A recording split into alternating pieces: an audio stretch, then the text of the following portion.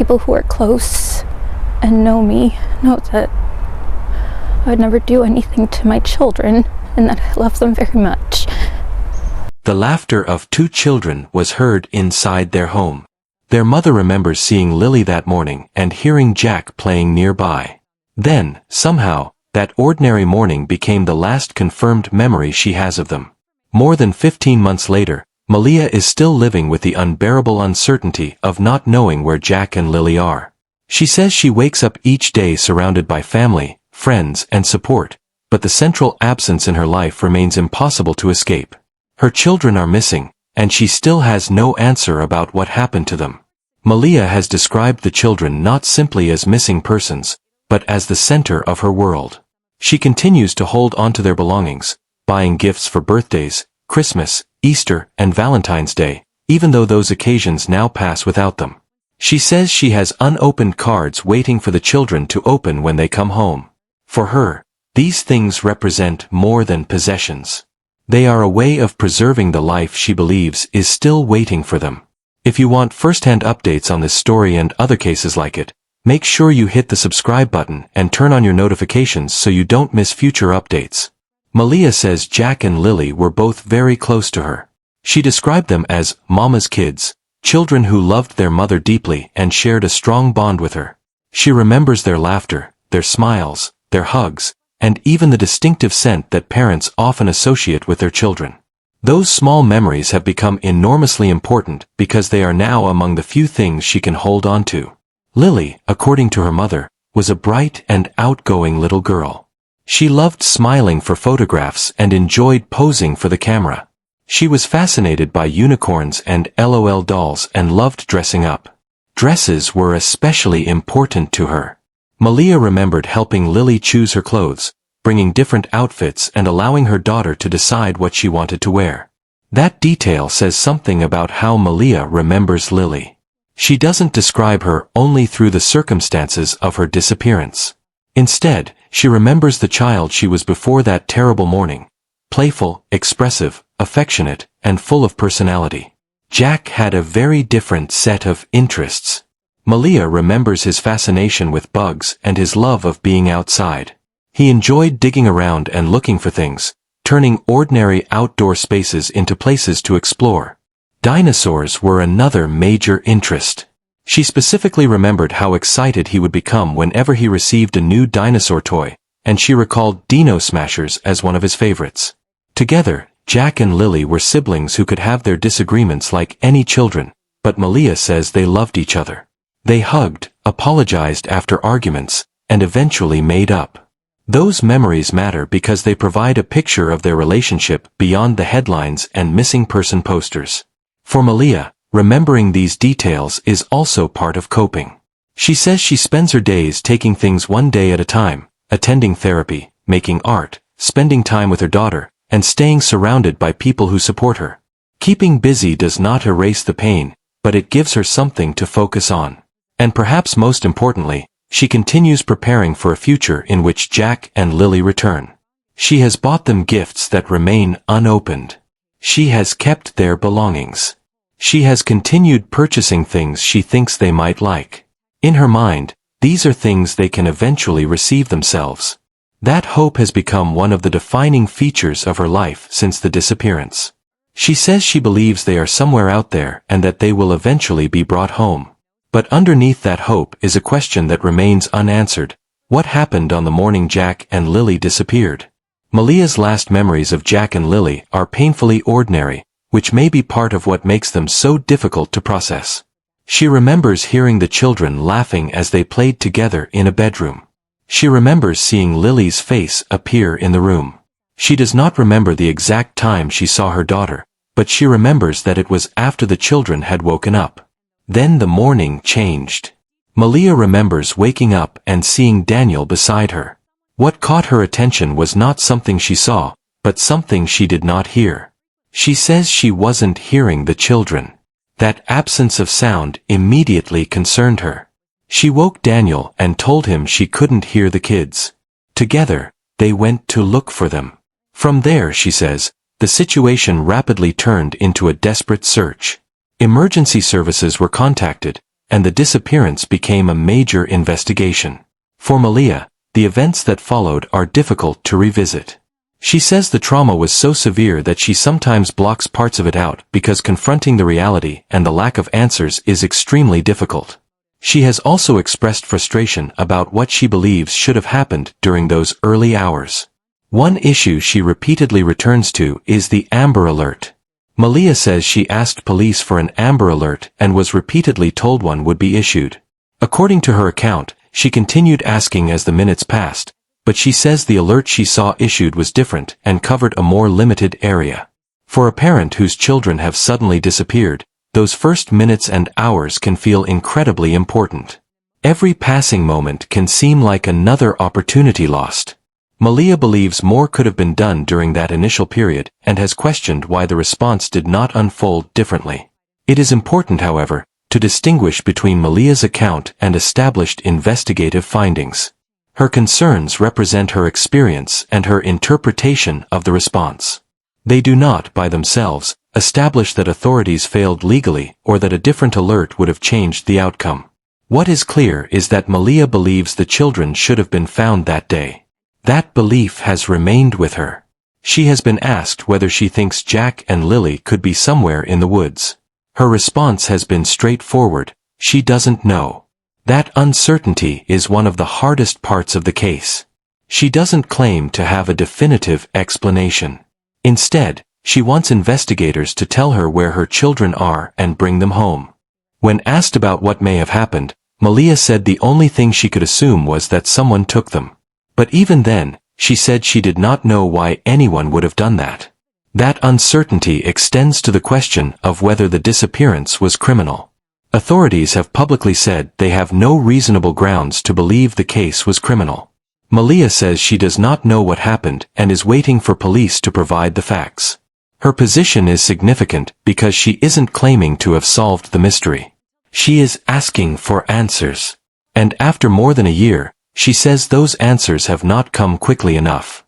Malehya describes receiving updates from investigators but says she often feels as though she is hearing the same information repeatedly. She says she has asked about new avenues and additional possibilities, but the response has generally been that investigators are working on the case. She understands that police cannot necessarily reveal everything they know.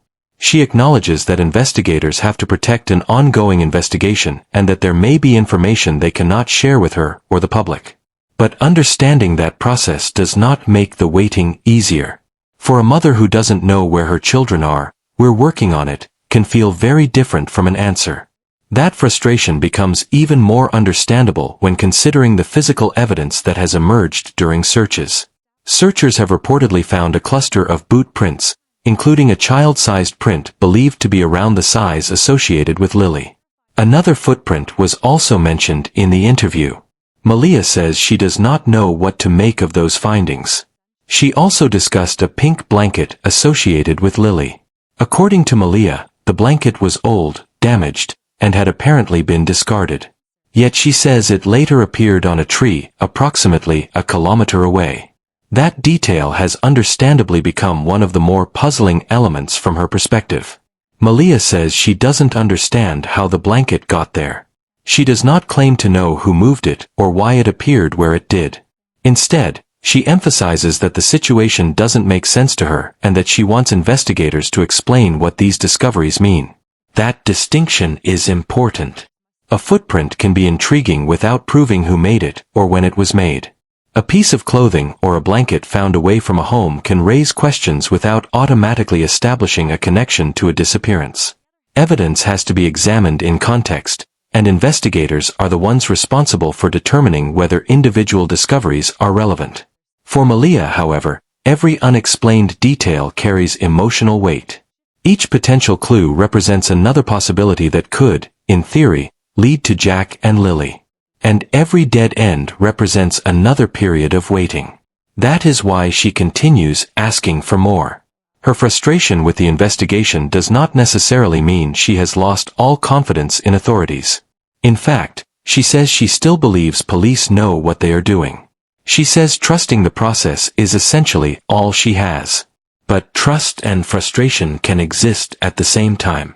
Malehya can believe investigators are working while also believing she deserves clearer answers. She can understand why certain information must remain confidential while still desperately wanting to know what has happened to her children. That tension has followed her throughout the investigation. It has also affected the relationship she says she once had with investigators. Early on, she says she provided extensive information and answered questions. She says she gave investigators everything she knew and had.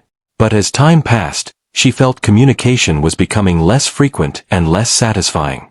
She recognizes that police have other cases and significant responsibilities. Yet from her perspective, Jack and Lilly are not just another case. They are her children. And that difference explains much of the emotional intensity surrounding her requests for information. The investigation has also included direct scrutiny of Malehya herself. She says she underwent 2 polygraph examinations. For her, the experience was nerve-wracking, particularly because of the nature of the questions. The second test was somewhat easier because she had already experienced the first, but she says she understood why the examinations were conducted and went through them because she knew the truth. Malehya has repeatedly denied having anything to do with Jack and Lilly's disappearance. She says she would cooperate with additional polygraph examinations if investigators wanted them. Her comments came in the context of questions about whether police had ever directly asked her if she was involved. She says that question was not asked in the way she expected, and she even repeatedly asked investigators why they hadn't asked it. When asked directly in the interview whether she had anything to do with the disappearance, her answer was no. That denial comes against a backdrop of public suspicion and accusations. Malehya says accusations have been directed toward her and her family, including claims associated with her former partner, Daniel Martel, and his family. She says she does not understand why stories were being made about what happened, particularly because she and Daniel were together in the same bed that morning, according to her account. But because the case remains unresolved, conflicting theories have continued to circulate. That is one of the most difficult aspects of a missing person investigation in the modern age. When official answers are limited, people often fill the information gap themselves. Online communities can examine timelines, statements, photographs, search discoveries, family relationships, and every available detail. Sometimes those discussions uncover useful questions. Other times, speculation becomes detached from verified evidence. Malehya says she has experienced the damaging side of that speculation. She believes some people are creating stories because they attract attention, clicks, or views. She says that is especially painful because the subject is not entertainment to her. These are her children. She says the speculation creates distractions and takes attention away from the central goal of finding Jack and Lilly. That is why her message to the public has become increasingly direct. Keep their faces visible, keep sharing their names, and help bring them home. Her decision to speak publicly now is particularly significant because she says she had previously remained quiet on the advice of police. According to Malehya, investigators told her that speaking publicly could jeopardize the case. She says she followed those instructions because she did not want to interfere with the investigation. There was another reason as well. She simply wasn't ready. The trauma of the disappearance had left her struggling to function. She says she continues to experience severe emotional distress and difficulty sleeping. She has described needing medication to sleep and relying heavily on her family and support network. So when people questioned why they did not see her standing in front of cameras, speaking through a megaphone, or making constant public appearances, she had an answer. She was surviving. There is often an expectation that the parent of a missing child should behave in a particular way. People may expect constant public appeals, interviews, searches, social media posts, or emotional displays. But grief and trauma do not follow one standard pattern. Some people become extremely vocal. Others withdraw. Some spend every waking hour searching. Others need family support simply to get through the day. Malehya says she did what she believed police asked her to do and what she personally had the emotional capacity to do. Now, however, she believes remaining visible can help. She has begun participating in public events, including a Canada Day parade where there was a float dedicated to Jack and Lilly. She carried items featuring their pictures and handed them out to people in the crowd. She described the experience as emotional. She says she simply kept moving forward and kept her head straight because she was doing it for her children. For someone who had spent so much time away from the public eye, appearing in front of a large crowd was a major step. But she says she no longer feels she can spend her energy worrying about what everyone thinks of her. She knows there are people who criticize her. She knows there are people who question her actions. She knows there are people who have formed opinions about the case based on incomplete information. Her response is that the people close to her know she loves her children and would never hurt them. That statement reflects another central theme of her interview.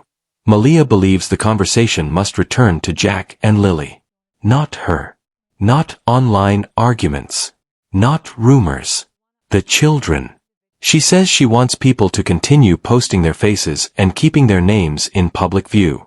That same desire has motivated her to participate in searches for other missing people. She says helping others gives her something to do because she feels helpless in her own situation. She doesn't have the answers she wants, and she doesn't know what the next step will be. Helping another family search for someone missing gives her a way to turn some of that helplessness into action. There is something deeply human about that response. A person who cannot solve her own unanswered question is trying to help someone else find theirs. At the same time, Malehya's emotional condition remains fragile. She says the trauma is still there, even after more than a year. Her life changed completely on the day Jack and Lilly disappeared. She says she struggles to sleep without medication and relies heavily on the support of her family. Her family, she says, helps keep her going. They spend time together. They keep each other busy. They stand by one another. Without that support, she says she does not know how she would have made it through. Perhaps the most painful part of her story is that there are no ordinary routines anymore.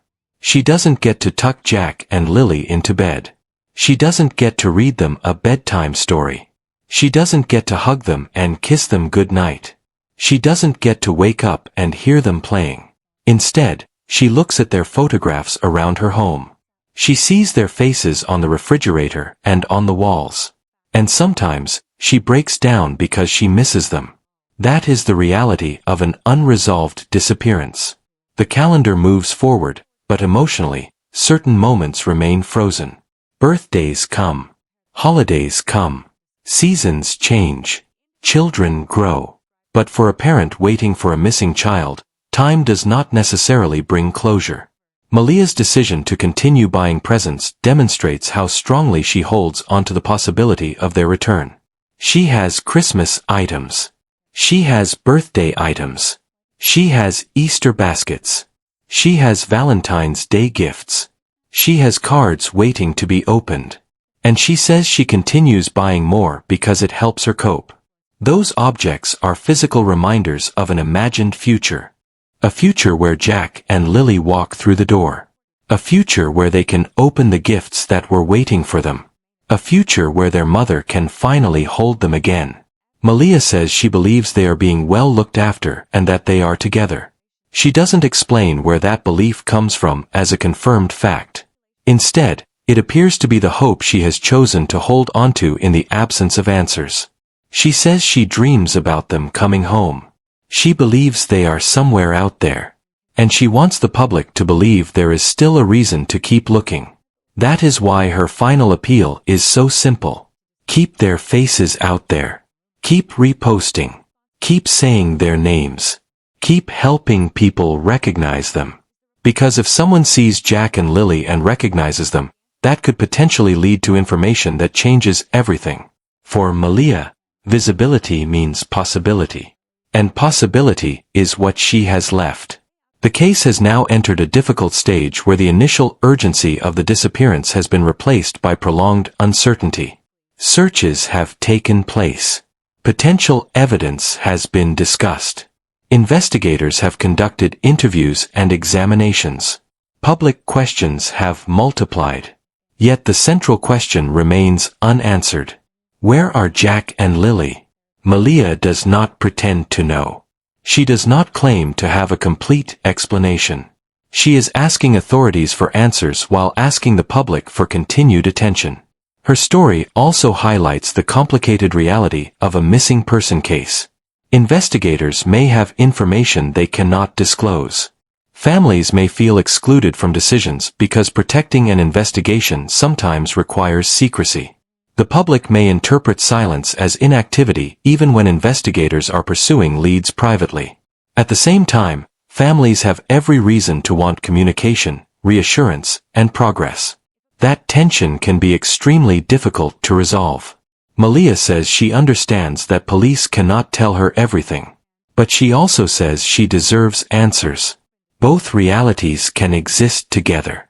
What remains particularly striking is that despite the criticism, the suspicion, the uncertainty, and the emotional exhaustion, Malehya has not abandoned the belief that Jack and Lilly can come home.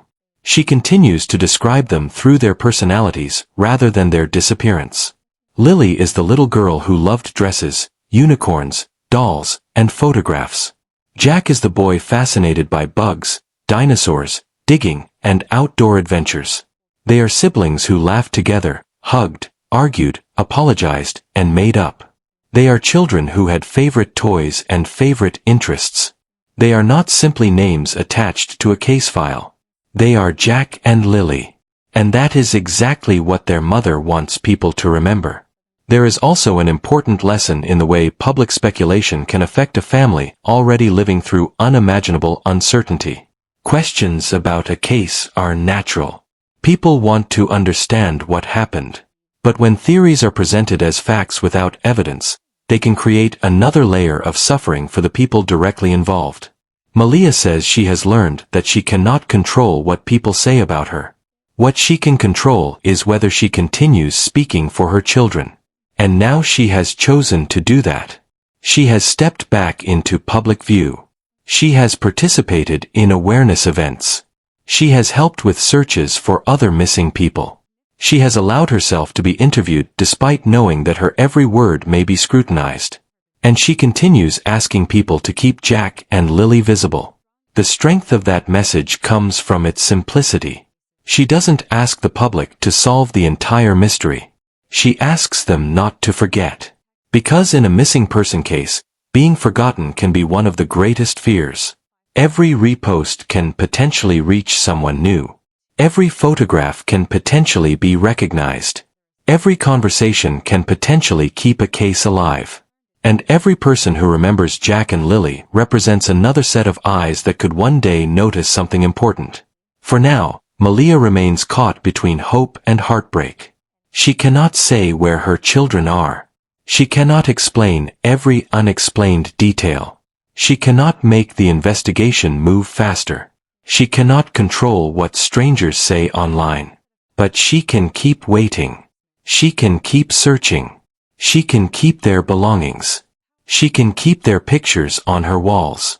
And she can keep saying their names. More than 15 months after the disappearance, that is what remains at the heart of Malehya's message.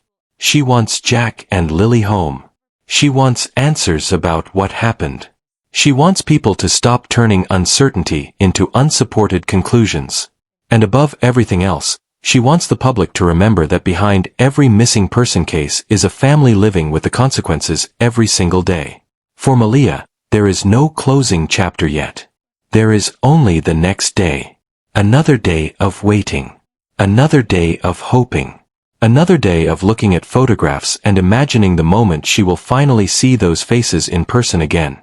And until that moment comes, she says she will continue doing what she can to make sure Jack and Lilly are not forgotten.